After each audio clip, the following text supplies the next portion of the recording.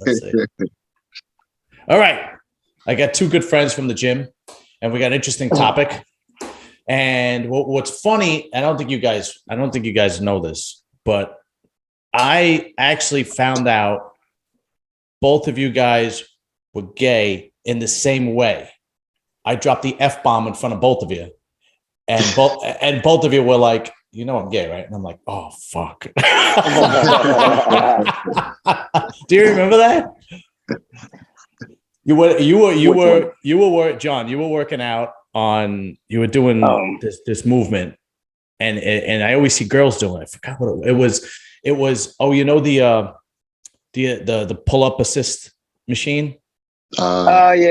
And you were doing like pushing down on it, and I see a lot of girls doing that shit. And I was like, with my leg, yeah, exactly. And I went, "Well, what are you doing that F-bomb shit for?" And you were like, "You know, I'm gay, right?" And I was like, "Fuck." Anyway, all right. So what we're going to talk about today is basically bodybuilding, being a bodybuilder or in that world. John is a personal trainer, and Drew is a competitive bodybuilder. Actually, I don't know. Are you still competing or no, Drew? Yeah, off and on. I'm trying to get back on stage, just trying to get, after COVID hit, it kind of messed me up. Because I was actually going to do a show. I was actually about to start prep right before, like 2 weeks after they closed the gym. I was planning to start prep. Yeah, so that sucks. That really sucks. So trying to get back now. Hopefully in the fall. So. All right. Well, yeah. Listen, man. Everything is getting back to normal slowly but surely. But so it's a really interesting topic because growing up, one of my favorite bodybuilders was Bob Paris. I mean, he wasn't my favorite, but he was definitely in the top like 5. When I was a kid, I was always, even as in the 80s into the 90s when I was growing up, I loved bodybuilding. I'd look at all the magazines, and Bob Paris was like this amazing, aesthetically pleasing physique. And then what happened was, I don't know if you guys know the story, but he actually came out. I think he came out in 1989 in Iron Man magazine. He actually did. He came out and he was about 5'11". I think he was like 220 on stage. For the time, it wasn't that big, but for today, it's not that big, but back then he would look good. Mm-hmm. But anyway, we're talking 1989, and then he was also on Oprah Winfrey, and came out on Oprah. Yeah, and he lost after he came out in '89. He lost 80% of his endorsements, and his 80% of his endorsements and his guest posing spots. And then he kept competing. He competed from 83 to 91. And then he kind of packed it in after that. And that was it. And I think he lives in Canada or something like that. But he was an amazing bodybuilder. And, and he did well. Like he did, there was some, what was funny that in 1989, when he came out, I think in 88, he did the Olympia. I think he was like 5th or 6th. And in 89, he dropped to 14th. Now, it could be that they held it against him, or it could be he looked like crap. I haven't looked it up, But he did lose endorsements. So yeah, that time doesn't even surprise me because at that time, it was like that ruins your career at that time. Oh wow. Now, the thing is though, I don't hear of a lot of. We all know that there's a lot of gay men in bodybuilding, but they still don't seem to like really come out. Like for the longest time, I truly believed Kai was gay, right? And I think everybody kind of believes the same thing, but he never said anything. Really? Yeah. And he never said anything. And, he kind of looked the way he poses and the fact that he's not married and he has no kids and so on and so forth. You get to the point to me, I don't give a shit. I don't know if other people do. I don't really care. But what do you guys think? Do you guys think, I first want to know if you think that it would be the same if somebody came out today, or do you think that it would be completely different today? Who's taking it first? Drew, go ahead, because this is more your area. Well, I personally don't think it would be the same today. I mean, even from my experience, a lot of people in the bodybuilding industry that know me, they don't know that side of me before, before we get cool. So we get cool. We start talking the bodybuilding thing, get cool, and then they find out later. Oh shit! Like no, that's what happened with me. Yeah. Right. But and it doesn't really change anything. So I think the reaction these days would be a lot different. Especially in some of the amateur ranks. Now if somebody like, I mean, let's say hypothetically, a Phil Heath or a Ronnie Coleman or somebody at that caliber, if they were to come out afterwards and say, hey, this is my situation. I don't necessarily think it would be the same. It would be kind of a shock, but I don't think the result would be the same. You're not losing endorsements these days. You're not losing shows based solely on the fact that you're gay. I don't see it. I don't see it. I think the world is a lot different now than it was back in 1989. Yeah. What do you think, John? Yeah, I mean, I'm not in the sport, but I know for sure. I mean, we're all around the same age. I know for sure if everything that is, because everybody, you don't even have to be famous. You're on a microscope now. So if anything negative is said about you, whether you work for school, whether you're in the military, whether you're a bodybuilder, and you're not even a big dog, you just anything negative said about you, the whole world will know. Because why? Social media, cell phones, emails. So I think now everybody's just more careful about, not, the way we treat each other. Because, if you treat somebody bad or you say something negative about that person, whether that person is big or small in whatever business they are, people are going to be like, whoa, why are you judging, So I think in that aspect, it's a little better now. Like there's many athletes that I've seen that have come out in the past couple of years. And growing up here in Jersey, I don't remember many. Yeah. I don't. Do you guys? Well, John, you're about my age, right? Yeah. 30, about 39. So yeah. Okay, 39. yeah. So I'm a little bit older than you. Drew, I think you're the youngest out of all of us, right? No, I'm 40. I just turned 40 in January. Okay. So I'm the oldest out of everybody. Do you remember a change growing up? Because, growing up, I remember a change. I mean, I grew up in New York, and in the 80s and in the 90s in the neighborhood I grew up in, oh God, if you came out, it was most guys that were gay, they moved to different parts of Brooklyn, or they moved to the city or whatever, Oh, wow. But now it's like nobody gives a shit anymore. But what kind of experience did you have when you were younger? Well, I'm Jamaican. Okay. So you're what, John? You're what, Drew? I'm Jamaican.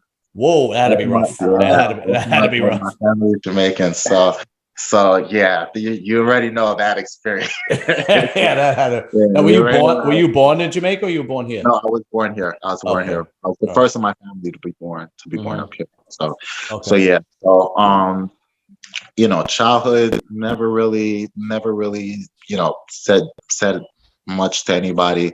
And like you said, it's been the transformation has been recent, and you can almost you would almost be able to see it because it happened so suddenly, where even I'm thinking 10, 15 years ago, the landscape was very different. The one thing that stands out to me, you guys will probably remember Chris Christie when he was governor in Jersey. One of the famous things he said when the whole gay marriage thing was coming out was, oh, as long as I'm governor, there won't be any gay marriage in the state of New Jersey. And we're talking what, 8 years ago, 10 years yeah, it ago. wasn't that long ago, right? Yeah, so things are a lot different now. Even in the past, 10 years, things have changed since where they were before. So, and how things are looked upon now. So John, before we started recording, you told me you were in the military for, what'd you say, 11 years or 10 years? 11 years. 11 years. So what was it like then? Was it, and you were in the Army? Oh, yeah. So I grew up in Bergen County, New Jersey, and I was a wrestler. And I think what helped me is that I was being kind of just a regular boy that likes, tough sports. I had a lot of brothers and sisters, so we were pretty well known in the neighborhood. And nobody really messed with me. And I like basketball and wrestling. So it's not like I was trying to like put another persona. That's what I like. But I even tell my buddies, my lifetime friends, I'm still good friends with all my childhood friends. I'm like, if I would have came out of 15, you guys would have stopped talking to me. And they're all like, no. And I'm like, yeah, at least one or two of you would. Like, I make that joke because I came out so late. I came out at 30. Oh. And in that moment, what a lot of people don't know, everybody's different, but like me as a teenager, I had my doubts. I didn't know I was gay. I was confused. I like girls, and then I started thinking about liking men, guys, but I didn't do anything about it. So it was just this, imagine being like 13, 14, and just being so confused with who you are sexually. And you haven't even discovered everything about like sex. Yeah, you're just like a kid. And so I was very scared and confused. So that's why I kept it like, I didn't say anything to anybody. My best friend, it was the only person that knew the whole time, but nobody. My family didn't know. My friends didn't know. And when it came to the military, I enlisted right after college, and I was so young, 20 years old. And this is in right after the 90s, and it was still don't ask, don't tell. So if they would have found out that I was, and at the moment I was still confused because I still didn't experience being gay. If they would have found out or any doubt that I even liked men, I would have got dishonorably discharged. Wow. Like that's it. Like, yeah. So for me, it was even the biggest secret in my life. It was like, I'm not saying a word. I'm just keeping it to myself.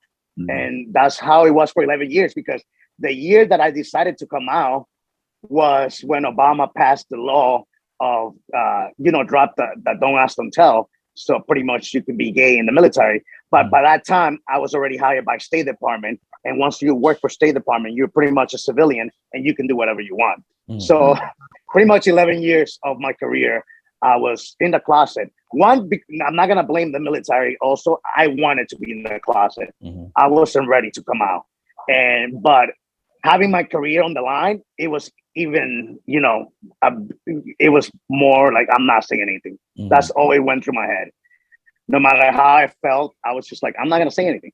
And that's how my experience was. How did you get around it? Like, I know when you're in the military and the guys are, overseas, and they want to go out and they get a weekend pass, the guys want to hook up with girls. Yeah. It's so funny. I'm actually in April, I'm going to Vegas for a week to have a reunion I got stationed in South Korea, my first tour, 4 years. And I was 19, 20 years old, and I was there for 4 years. And all of those guys were meeting up in Vegas in a month.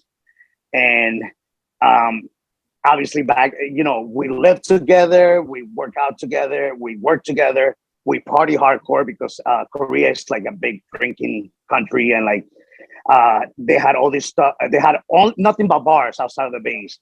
And I was in the 2nd Infantry. So it was all infantry people, comeback soldiers.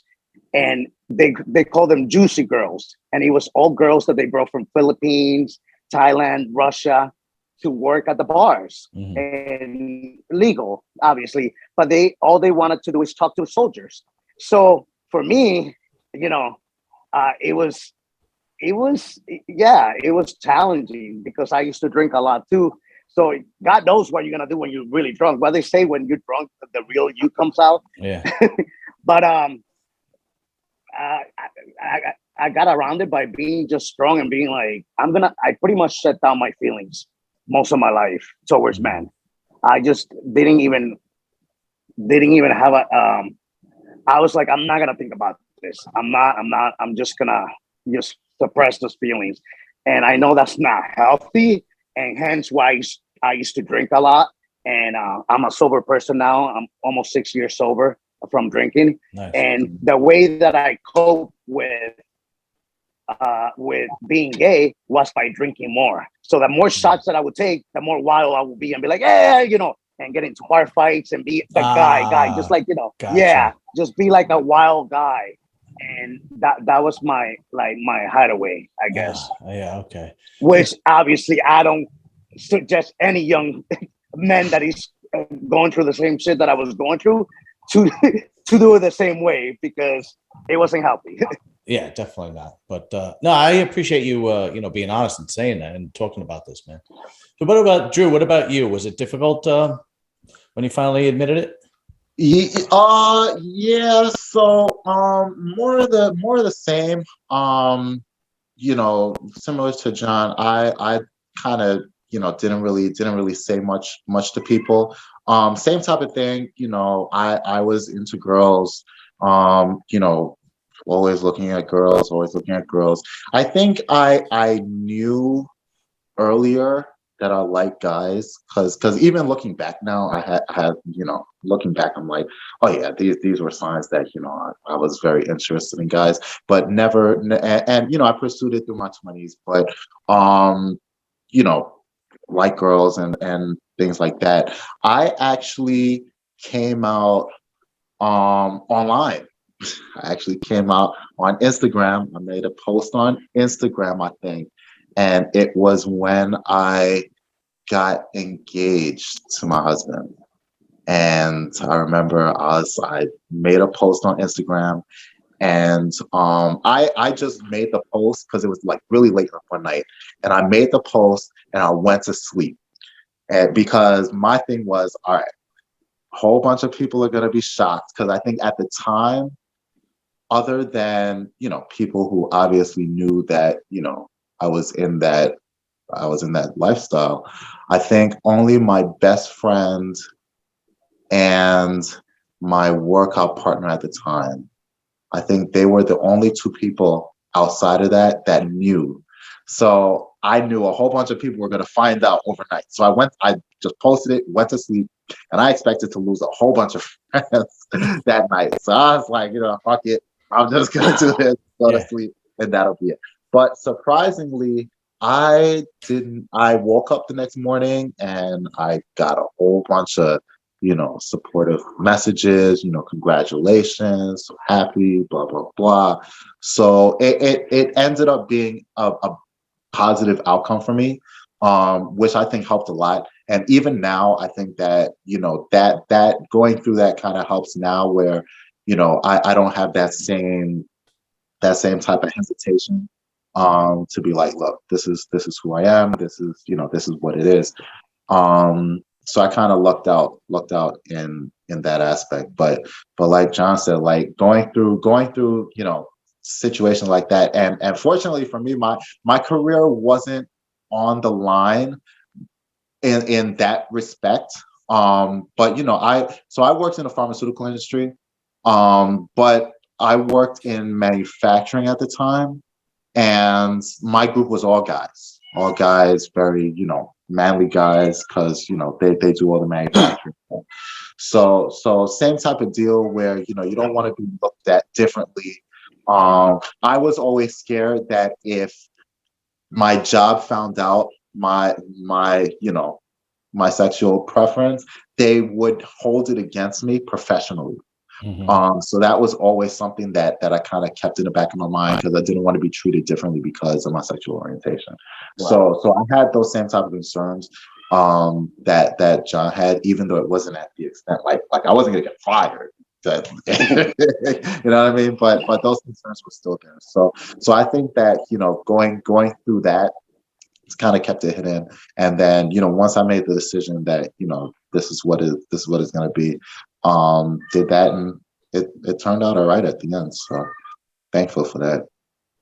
So, yeah, no, and I appreciate you again. I appreciate you guys being honest and talking about it, man. It means a lot. It means a lot to me. So John, you are a personal trainer, right? Yes. All right. When did you start personal training?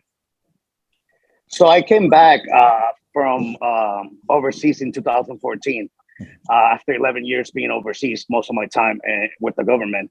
And I came out the last, when I was 30, I met somebody in Iraq. I was working for State Department at the consulate of Iraq. And me and my first partner, we were best friends. It was 300 of the baddest guys working for State Department. And I was brand new to the business. You know, I was kind of young. I think I got hired there when I was like 27, 28. And my best buddy, my first partner, when I met him, he was well known because he was in Blackwater. If you know a little bit about military, you know Blackwater, right? I've heard of it. Yeah, Blackwater. He was a sniper, Navy SEAL, and 15 years older than me. So he's like, everybody respected him. Right, and me and him got there. Me and him got there at the same time. So we got put in kind of in the same shift, and we just became friends. And we were best friends, and I had no idea he was, and he had no idea I was, and we just kind of found out as like the months went by, and I still didn't want to come out because I'm like, I'm just gaining respect in State Department with all these guys that have known each other because all of them knew each other from the Marine years. I was one of the only Army guys. The rest of them were ex-Marines. And they all hooked each other up with a job. So they'd known each other for like 10 years. They went to Iraq together before, Afghanistan. So they were like brothers. And I came in and knew they didn't like me in the beginning. And then on top of that, like to drop the bomb that I was gay, I was like, you know, some of these guys, I was in the military. There's not a lot of people from New York and New Jersey. A lot of the soldiers, Marines, they're all from Texas, from Midwest. Like we're talking about places that, first of all, like, you know, they're all big white boys, pretty much. Yeah, big cultural difference. Just to say, yeah, and I love them because I spent 11 years. Some of them are my best friends to this day. But like, I was scared and I didn't want to come out. And my first partner was like, we have to, you know, if I'm gonna meet your family, you're gonna meet my family. So he's the one that pushed me. I actually regret, like, I was so mad at him because he actually made us come out. Like he started like letting everybody know in the post that we were together. And I didn't think that was fair because I wanted to come home and tell my family and my friends first. But I was mad in the beginning that he actually outed me and him out. But then now I'm like, you know what? Thank God, because he did it for me. And that was it. It was like ripping off a Band-Aid. So I don't know, like from then I came back and I just decided I was just burnt out with the whole military system and me coming out. I was struggling a lot with PTSD, drinking, and even being a new gay man, I just couldn't get used to it. You know, 30 years of my life, I lived as a straight man, and I just was struggling with being a gay man. And I decided just to become a personal trainer in New York City, which helped a lot because in New York City, you're accepted by everybody, whatever you are. That's true. Whoever you are. So that kind of helped me a lot in the past couple of years, being a personal trainer and just seeing that everybody is like bi, gay, straight, from here, from there, biracial, and it's just everybody accepts you for who you are. So yeah, so that's what I've been doing for the past couple of years. So when you are a personal trainer, you never experienced any kind of pushback or anything like that? So I think me and Drew, because actually I met Drew years ago, and the same thing. We've all been working out in all of the gyms that have been around here, and I never knew that he was. I actually had no idea, and I literally found out like maybe a year ago, I think. Yeah. And the only reason was I think a friend of mine from Instagram is friends with you, and that's the only reason I found out. Like I never, and me and him, have been saying hi to each other and hello and about working out for years, and neither of us. I don't even know if he knew that I was. He probably knew, but like, no, and I never even knew. And the funny thing is, that's how most people find out about me. I don't say nothing. I don't say nothing. So I'm you cool, don't. You cool. really don't. And then it's like, oh, you want to exchange on Instagram? I'm like, oh yeah, sure. And funny thing is, I always do it knowing, okay, this person's about to find out the rest of me, and I don't hear anything about it after that. Like we just go on the next day as if nothing happened. So things are different now. Yeah, I don't give a shit at all. It's unbelievable. But like, I even have like because of the podcast. I even have a friend that's a trans woman. I just don't give a shit. Yeah. I really. Anyway, so Drew, when did you start competing in bodybuilding? My first show was the NPC Brooklyn in 2007. That's funny because that was my last show. Really? In 2014, Brooklyn Grand Prix was my last show. First year that they did it, because I remember it was the first year of the show. Oh, that's right. But the promoter is what's his name, right? Yeah. The promoter, what's his name? Black dude. Yeah. I forget his name. I forgot. And the funny thing is, I believe he's gay as well. Yeah, exactly. And a great promoter. And he's well known in the sport because he used to expedite the Olympia back then. That's right. I forgot about that. Yeah. So when you were competing or prepping or any kind of, how about yourself? Did you have any pushback or anything like that? Or somebody found out and was like, you know what? No, I'd rather not prep you. Or... No. So I do, my own prep. So I haven't really had any pushback. But my concern, I guess, so to speak, is that, bodybuilding is a very physique driven sport, right? You're around a bunch of people and like almost nothing. So my concern was that, being in that type of environment, if people found out that, I'm gay, then all of a sudden it's like, oh, I don't want this person seeing me in my underwear and things like that. So I'm just not gonna fuck with them. But I have not had that at all. Like we go into the shows. I think going into the shows, you're just, and I mean, you go in there, you're just so tired. You've been prepping for months on end. You're so tired. You're so hungry that the only thing you could think about is just like, get this shit over with so I can eat something and be happy. Yeah, it's the God's honest truth. It really is.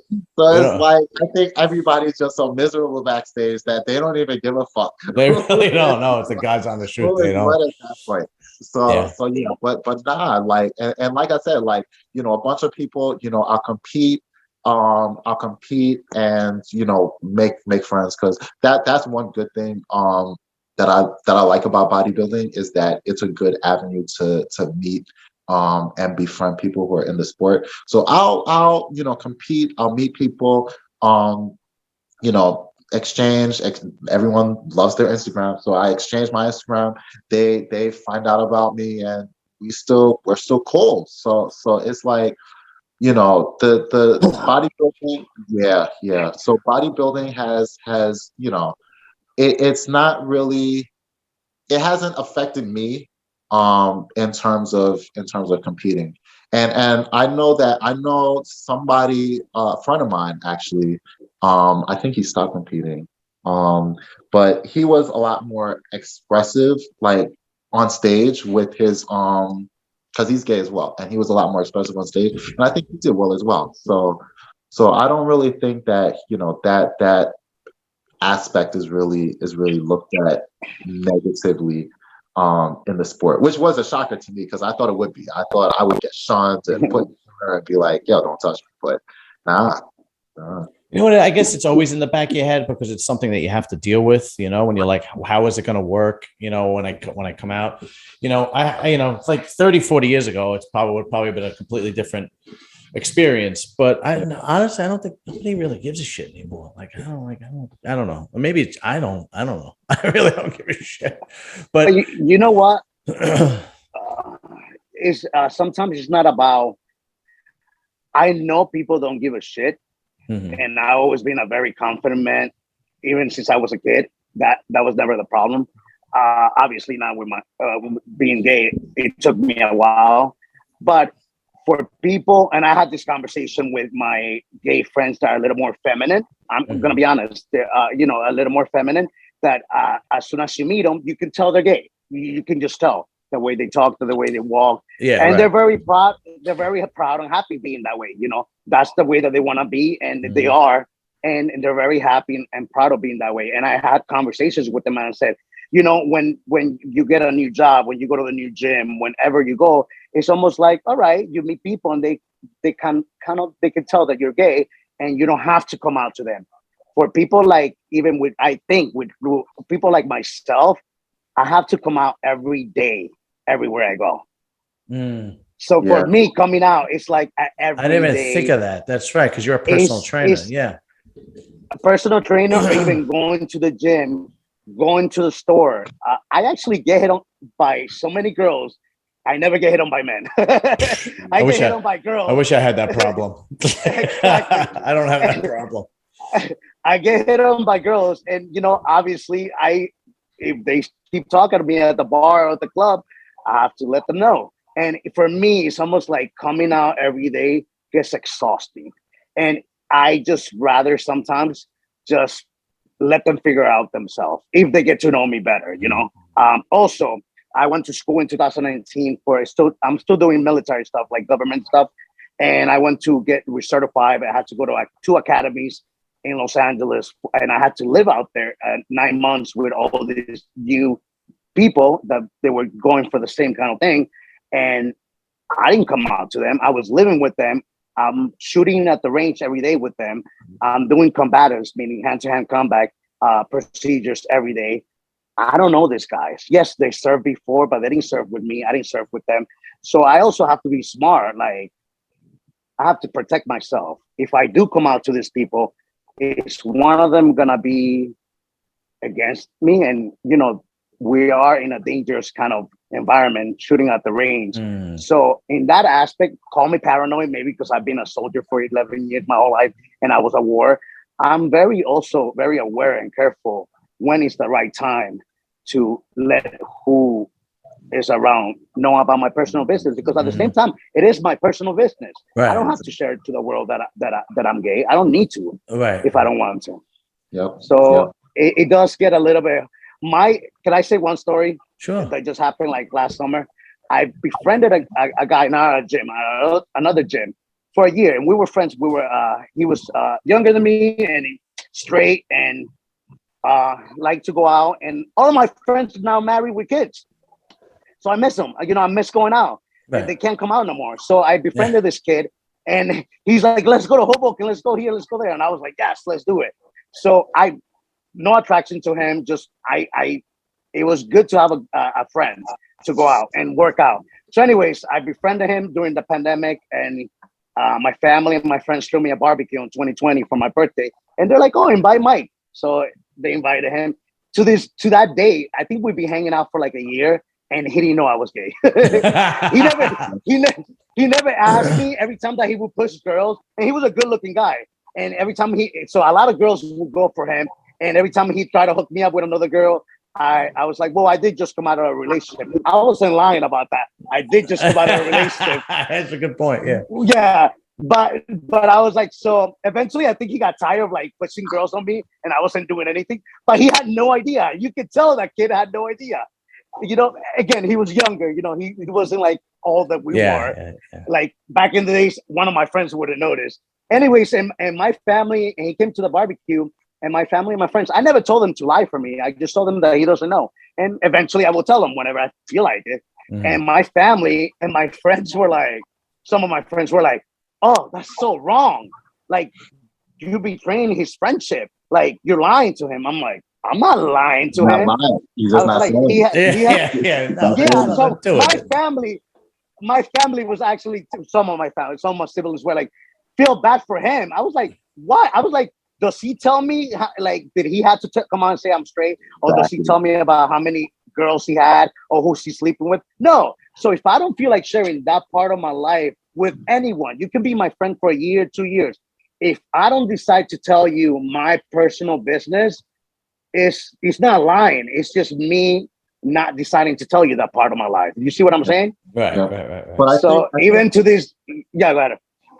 I was gonna say, I think you bring up a good point, John, that what I find, I guess why we may not experience the same type of negative pushback that we may get if we were a little bit more feminine is because a lot of people, they get to know us before they know that we're gay. So you get to meet Drew and John and see, oh, Drew and John is cool. And then years will go by. And then it'll just be like, just learning that somebody, it's like, just learning something different about this person that you've gotten cool with. I'll give you a funny story.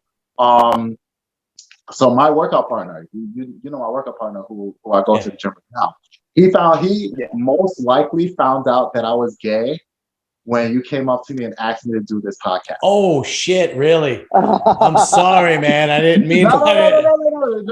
It's cool because the funny thing is, my husband's been going to the gym. He's met my husband. He's gotten cool with my husband. Oh, all right, good. No way. And then you come up and you ask me to do the podcast, and I'm like, oh yeah, sure. And he hasn't said shit since. He's actually still real cool with my husband. So and that's the thing. I've known him for so many years, but it hasn't changed how we interact or anything. So I think that is, a big part of it is knowing the person and knowing that being gay doesn't necessarily define the person. You know what I mean? Exactly. This is who it is. And it's somebody who, cool just like you and just happens to have this additional part of their life. So I want to ask you get off the topic a little bit, but I think it would be interesting to get you guys perspective. Now, if you don't want to speak about it, you just tell me, it's no big deal.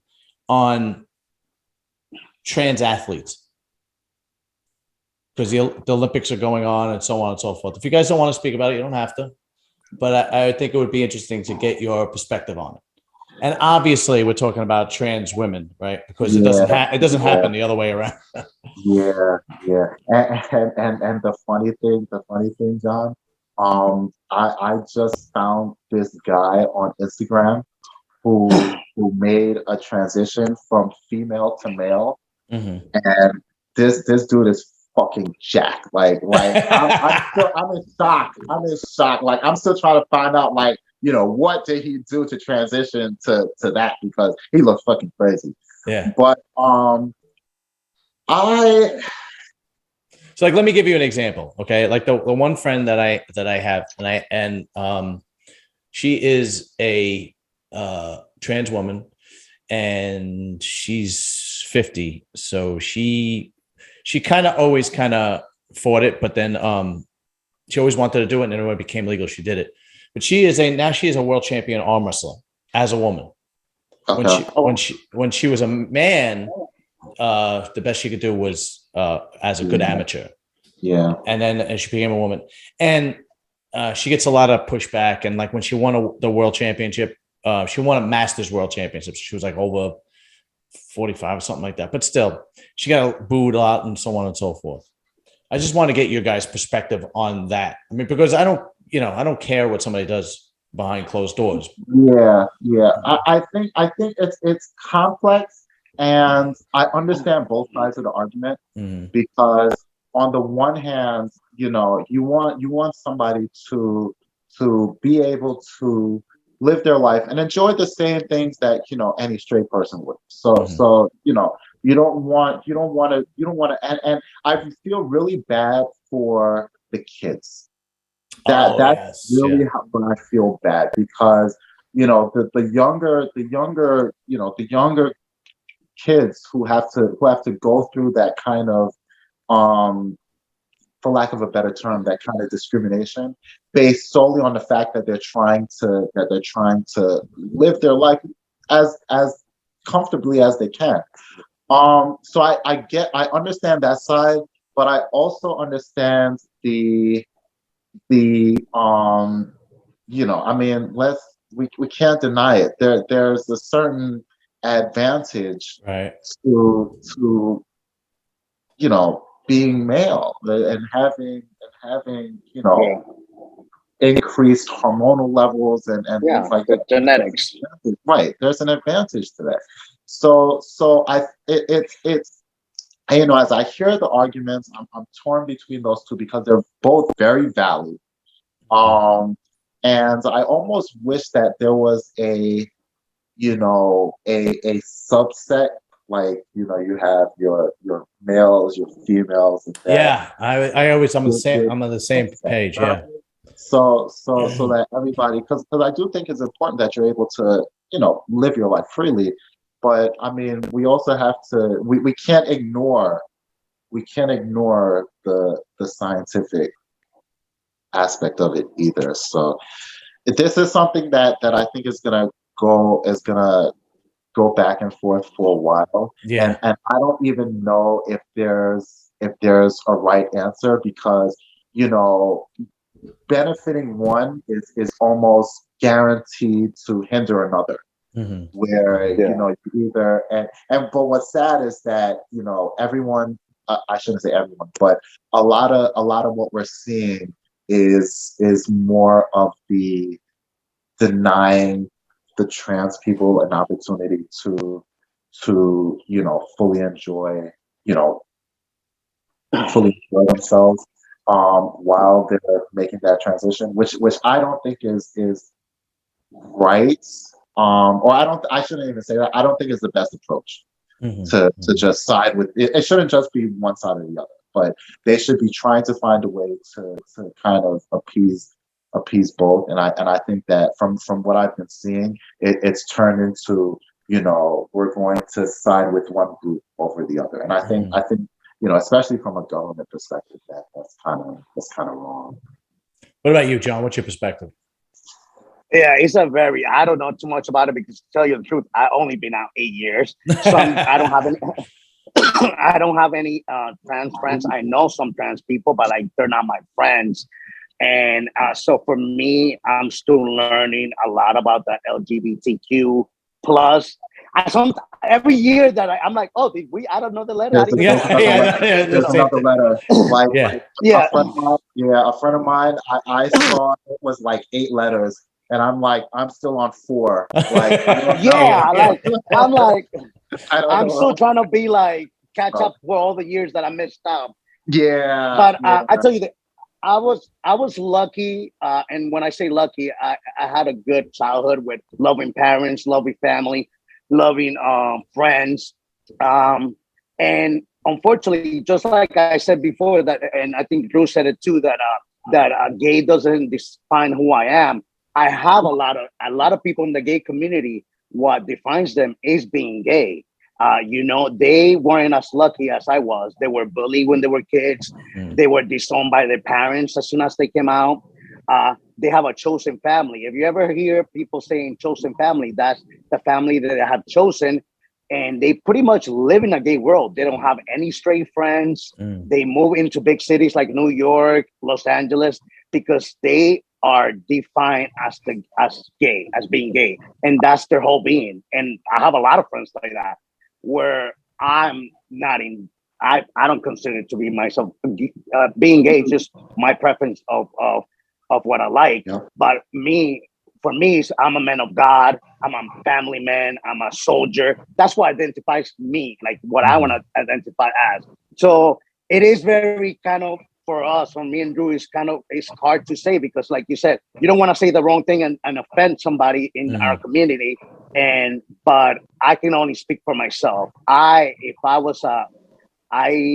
think there has to be certain kind of laws not laws, but like regulations with transgender when they want to compete, because it is sad that, yeah, let's say they want to transition and now they come from men to female, and it's sad for the world to be like, oh, you can no longer play basketball, and that's the thing that they love the most. Mm-hmm. But also, it is not fair for other females that were born females to compete against a person that just became a female. Right. Genetics, they are gonna be stronger faster sometimes.